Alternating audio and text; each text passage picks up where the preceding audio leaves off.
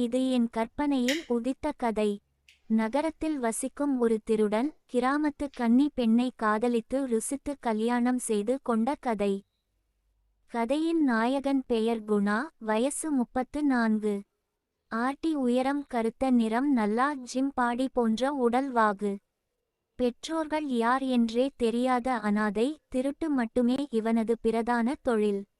திருட போகும் வீட்டில் நகை பணம் மட்டும் திருடுவான். பிற சம்பவங்கள் எதுவும் செய்யக்கூடாது என்று சபதமெடுத்தவன். திருடிய பணத்தை ஜாலியாக செலவு செய்வான். ஆனால் குடி பெண்கள் விஷயத்துக்கு மட்டும் போகவே மாட்டான்.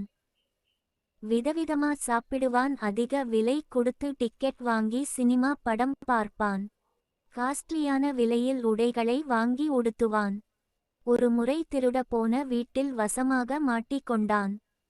குணாவை பிடித்து தரை தளத்தில் இருக்கும் ஒரு அறையில் அடைத்து வைத்து போலீசுக்கு போன் செய்தார்கள். போலீஸ் வர லேட்டானது. குணா எப்போதும் தனது பேண்ட் பாக்கெட்டில் சின்ன சைஸ் ஸ்க்ரூடிரைவர் வச்சிருப்பான்.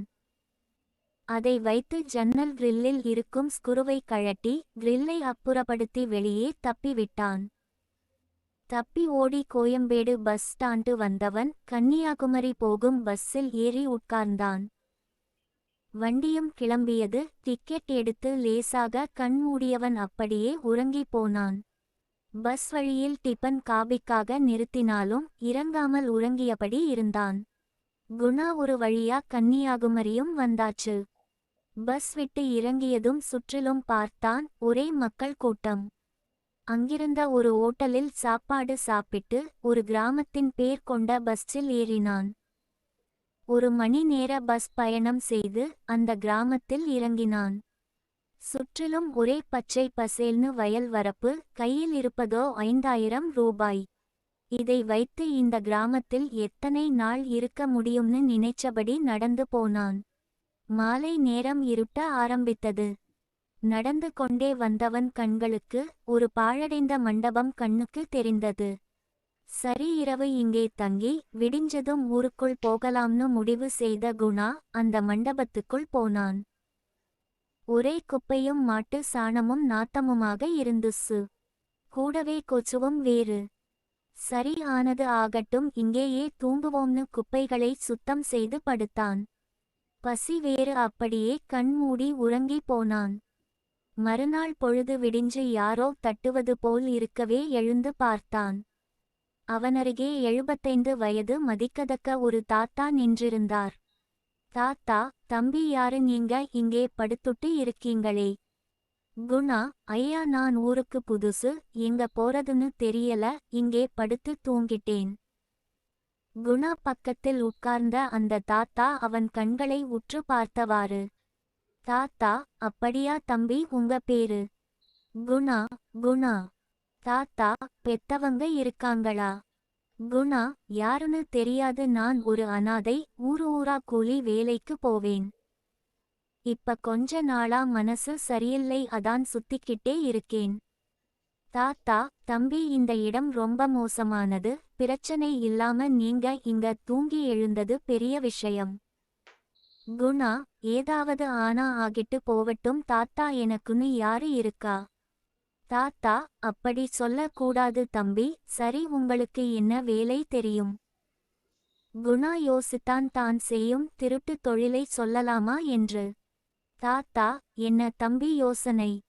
குணா: ஒண்ணுமில்ல, கட்டிட வேலை செய்வேன், அவ்வளவு தான் தெரியும். தாத்தா: தம்பி, இங்க கட்டிட வேலை எதுவும் கிடைக்காது, விவசாயம், ஆடு மாடு மேய்க்கிறது மட்டும் தான் இங்க நிறைய பேரு செய்யுறாங்க. குணா: ஆடு மாடு வேணா, மேய்க்கிறேன், எனக்கு அந்த வேலை வாங்கி தரீங்களா? தாத்தா: தம்பி, நம்ம ஊரு பிரசிடென்ட் வெளியூர் போயிருக்காரு, நான் அவர் பண்ணையில் தான் வேலை செய்யுறேன். 2 நாள்ல அவர் வந்ததும் பேசுறேன். குணா: ரொம்ப நன்றிங்க ஐயா. தாத்தா: பரவால்ல தம்பி, கிளம்புங்க. குணா: எங்கே? தாத்தா: என் வீட்டுக்கு தான். 2 நாள் தங்கு, பிறகு வேலை கிடைச்சதும் பண்ணை குடிசையில் தங்கிக்க. குணா: ஐயா, உங்க வீட்டில் இருக்குறவங்க ஏதாவது சொல்ல போறாங்க? தாத்தா, நானும் என் பேத்தி மட்டும் தான் இருக்கோம். என் பேத்தி நான் எது செய்தாலும் ஒன்னும் சொல்ல மாட்டா. பிறகு குணாவும் தாத்தாவும் கொஞ்ச தூரம் நடந்தாங்க. குணாவுக்கு பசி வயித்தை கிழியது. கொஞ்ச தூரம் கடந்தப்ப ஒரு ஓட்டு வீடு தெரிந்தது. அந்த வீட்டின் முன் நின்ற தாத்தா, தம்பி இதான் என் வீடு, ஜோதி கதவை திறன்னு கத்தி கூப்பிட்டாரு. கதவை திறந்து வெளியே வந்த பெண்ணை பார்த்த குணா பசியை மறந்து அசந்தே போயிட்டான். இந்த இடத்தில் அப்பெண்ணை பற்றி சொல்லணும். ஜோதி வயது 22, 5.25 அடி உயரம்.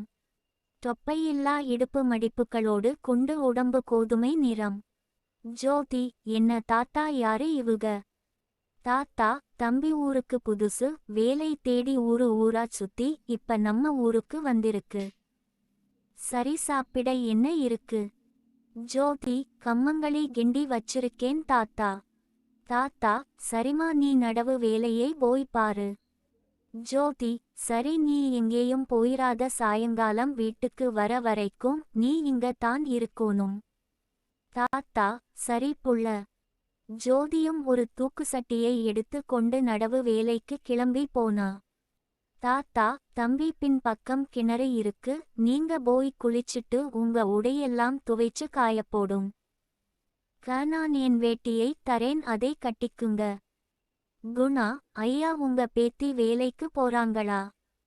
தாத்தா, ஆமாம்பா, பக்கத்துல நம்ம ஊரு செட்டியாரு பண்ணை இருக்கு, அங்க கரும்பு நடுற வேலை இருக்கு, அதான் போறா.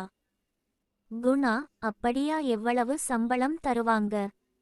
தாத்தா, காலையிலிருந்து சாயந்தரம் வரை வேலை செஞ்சா 50 ரூபா தருவாங்க. குணா மனசுக்குள், நான் ஒரு வீட்ல திருட போனா 50,000 ரூபா வரை திருடிட்டு வருவேன். இந்த ஊருல குறைவான சம்பளத்தில் நான் எப்படி கொஞ்ச நாள் இருக்க போறேனோ என்று நினைத்தவாறு பின்பக்கம் போய் குளித்து துணிகளை காயப்போட்டு தாத்தா தந்த வேட்டியை கட்டி கொண்டு தாத்தாவோடு களி சாப்பிட்டான். தாத்தா, தம்பி இங்கேயே இருங்க, நான் பக்கத்துல வரைக்கும் போயிட்டு வரேன். பசிச்சா இருக்குற களியை நீங்க சாப்பிடுங்கன்னு சொல்லி கிழவன் அங்கிருந்து கிளம்பி போனார். குணா அந்த வீட்டை சுற்றி பார்த்தான். சுண்ணாம்பு அடித்து பல வருஷம் ஆகியிருக்கும். சின்ன அளவில் ஒரு கூடம், அதையொட்டி விறகு கட்டை அடுப்பு, சமையலறை, ஒரு ரூம்னு இருந்ததை பார்த்த குணா அப்படியே தரையில் படுத்து தூங்கி போனான். மதியம் சாப்பிட கூட எழாமல் தூங்கினான். மாலை ஜோதி வீட்டுக்கு வந்ததும் குணா முகத்தில் தண்ணி தெளித்தாள். தூக்கம் கலைந்து எழுந்தவன், குணா, மன்னிக்கணும், அசதியா இருந்துச்சா, அப்படியே தூங்கிட்டேன். ஜோதி, சரி தாத்தா, எங்கே? குணா, தெரியல, பக்கத்துல வரைக்கும் போயிட்டு வரேன்னு சொல்லி போனாரு, இன்னும் வரலியா? ஜோதி, இன்னும் வரல, கிழவன் இங்க போயிருக்கும்னு தெரியும், நீங்க வெளியே போய் உட்காருங்க, நான் சமையல் வேலை செய்யணும். குணாவும் வெளியே வந்து உட்கார்ந்தான். இருட்டிய பிறகு காடா விளக்கு வெளிச்சத்தில் ஜோதி சமையல் செய்துவிட்டு வெளியே குணா எதிரில் உட்கார்ந்து, ஜோதி, உங்க பேர் என்ன? குணா தன் பேரை சொன்னான். குணா, ஏங்க இந்த வீட்ல கரண்ட் இல்லையா? ஜோதி, பெரும்பாலும் இந்த ஊருல கரண்ட் இருக்காது. குணா, ஏன் அப்படி? ஜோதி, தெரியல, நான் சின்ன புள்ளையா இருந்தப்ப இப்படியே தான் இருக்கு. ஆமா, நீங்க எந்த ஊரு? குணா, எனக்கு சொந்த ஊருன்னு எதுவும் இல்ல, ஊரா கட்டிட வேலைக்கு போவேங்க. கிழவன் நல்லா குடிச்சுட்டு தள்ளாடியபடி வந்துச்சு. வந்த கிழவன் அப்படியே கயித்து கட்டிலில் விழுந்து மட்டையாகி தூங்குச்சு. ஜோதி, கிழவன் இப்ப ஏந்திரிக்காது, நீங்க வாங்க, சாப்பிடலாம். இருவரும் சாப்பிட்ட பிறகு, ஜோதி, நீங்க வெளியே போய் படுங்க, நான் கதவை சாத்தி உள்ள படுத்துக்குறேன். குணாவும் வெளியே கிழவன் படுத்திருந்த பக்கத்தில் திண்ணையில் படுத்து தூங்கி போனான். அடுத்த 2 நாளில் ஜோதியும் குணாவும் அந்யோன்யமாக பேசி சகஜமானார்கள். பிரசிடெண்டும் ஊரில் இருந்து வந்து குணாவுக்கு மாட்டு பண்ணையில் மாடுகளை குளிப்பாட்டும் வேலை கொடுத்து மாத சம்பளமாக 3000 ரூபாய் தந்தார். பண்ணை வீட்டில் ஆட்கள் அதிகம் இருப்பதால் கிழவன் வீட்டில் தங்கிக்கச் சொல்லிவிட்டார். ஒரு 3 மாசம் இப்படியே போச்சு. குணாவும் ஜோதி வீட்டில் குடும்ப உறுப்பினர் போல் மாறிவிட்டான். பழைய திருட்டு தொழிலை மறந்து போனான். காரணம் ஜோதியின் காதல்தான். வாங்கும் சம்பளத்தில் ஜோதிக்கு புது துணிகளை வாங்கிக் கொடுத்து அன்பான காதலன் போல் ஆகிவிட்டான். ஜோதியும் குணாவும் வயல் வரப்பு தோப்பு தொரவு என்று பல இடங்களில் சுற்றி தங்கள் காதலை வளர்த்து கொண்டார்கள். காதலிக்கும் காலங்களில் ஜோதியை கட்டி பிடிப்பது சின்ன சின்ன சில்மிஷம் செய்து வந்தான் குணா. ஒரு நாள் கிழவனின் நண்பர் ஒருவரின் சாவுக்காக திருச்சி வரை போய் 2 நாள் கழித்து வருவதாக சொல்லி கிளம்பி போனார். இரவு குணாவும் ஜோதியும் சாப்பிட்டு பேசிக் கொண்டிருந்தார்கள். குணா, ஜோதி, இந்த காடா விளக்கு வெளிச்சத்துல நீ ரொம்ப அழகாயிருக்க. ஜோதி, நீங்க மட்டும் என்னவாம் அழகா இருக்கீங்க.